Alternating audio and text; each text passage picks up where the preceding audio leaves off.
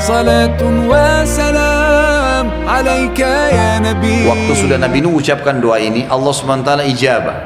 Allah utus Jibril lalu menyuruh Nabi Nuh alaihissalam buat kapal untuk supaya selamat, gitu kan. Kapal ini bukan main-main, kapal yang sangat besar. Dan yang uniknya adalah pada saat itu lokasi dakwanya Nabi Nuh padang pasir, nggak ada air. Dibuatlah kapal. Maka setiap kali disusun kapal-kapal papan-papan kayu, kaumnya yang kufur ini lewat, ketawain Nabi Nuh, "Nuh, kamu bawa kemana kapalmu? Kamu pakai kemana ini padang pasir? Mau didorong, nggak ada lautan, nggak ada sungai di situ, jauh sekali padang pasir. Kalaupun ini mau diseret kemana sebesar ini?" Mereka olok-olok, Nabi Nuh tetap diam aja, tetap bekerja sama orang-orang beriman sampai kapalnya jadi. Setelah kapalnya jadi, tahu apa yang dilakukan oleh orang-orang kafir itu? Mereka sepakat semua menghina Nabi Nuh alaihissalam. Dengan niat begitu, mereka buang air besar, buang air kecil di kapal Nabi Nuh.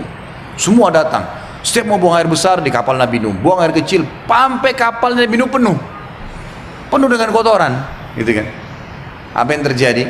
Lihat, kalau sudah campur tangan ilah, Tuhan lain, semua manusia bisa mengatur tipu daya, bisa memanipulasi data, bisa mendolimi orang lain, bisa menunjukkan kesombongan, tapi tetap ujungnya akan ada campur ilah.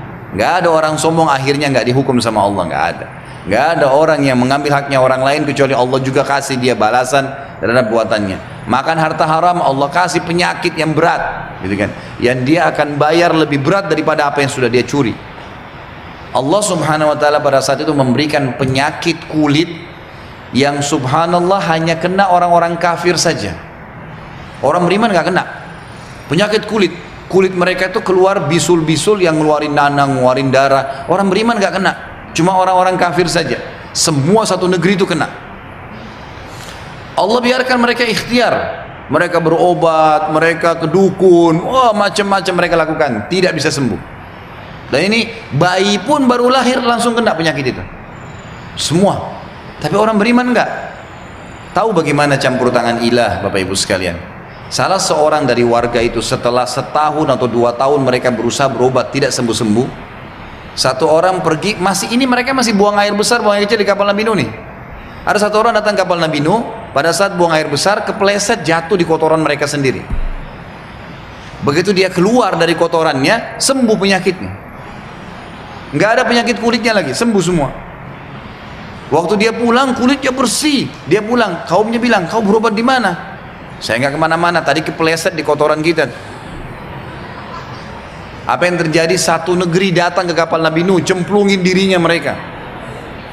Sampai kata para ulama menjabarkan kisah Nabi Nuh alaihissalam ini, sampai sisa sedikit pun kotoran mereka itu mereka cuil, gosok.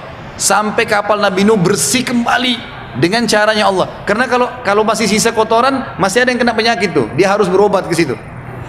Sudah sampai bersih kapal Nabi Nuh alaihissalam, bersih semuanya, gitu kan. Barulah Nabi Nuh alaihissalam disuruh selamatkan orang-orang beriman dan disuruh naikkan siapa yang Allah suruh naikkan. Kemudian barulah banjir terjadi.